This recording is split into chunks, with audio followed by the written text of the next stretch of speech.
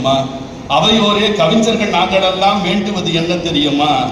நாங்கள் தட்டு வரிசை கேட்பதில்லை, உங்கள் கை தட்டுதான் கேட்கின்றோம். கம்பன் கழகத்து தலைவர் அண்ணன் செல்வம் அவர்கள் ஒரு விழா நடக்க வேண்டும் என்றால் செல்வம் தான் வேண்டும். கழகம் நடக்க வேண்டும், கம்பன் கழகம் சிறக்க வேண்டும் என்றால் செல்வம் தான் வேண்டும். செல்வமே தலைவராக வந்த பிறகு சிறப்புக்கு மறுப்பு சொல்லவா? சிறப்பாய் நடக்கிறது. திரைப்படத்துக்கு பெயர் போனது வேலூர்.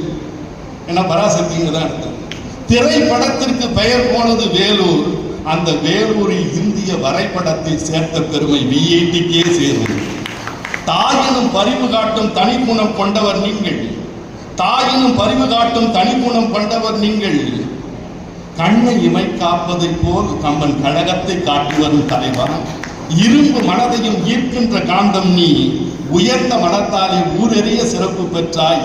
தூக்கத்தில் இருக்கும் போதும் வேலூருக்கே ஆக்கங்கள் குவிக்க வேண்டி அன்றாட கனவு காணும் அற்புத மனிதர் நீங்கள் பசுமை நாயகர்.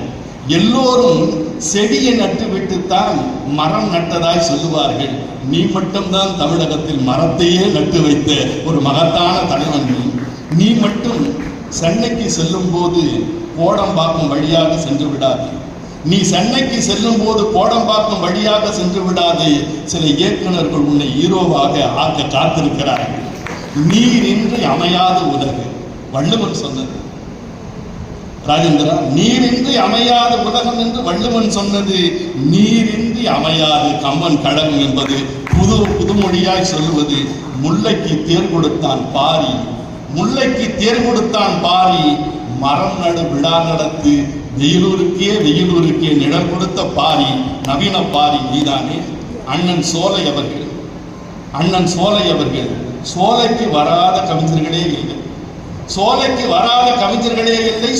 வராதவர்கள் கவிஞர்களே இல்லை என்பதுதான் புது வரலாறு.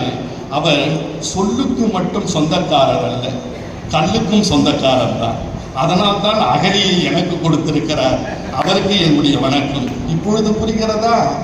கல்லுக்கும் எனக்கும் உள்ள தொடர்பு இப்போது புரிகிறதா?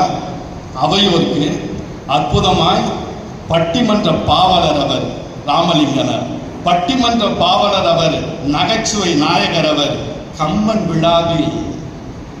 விழாவில் ராமாயணத்தை கேட்க, கவியரங்கம் ராமாயணத்தை கேட்க ஒரு ராமலிங்கமே வந்திருப்பதுதான் மிகச் சிறப்பு.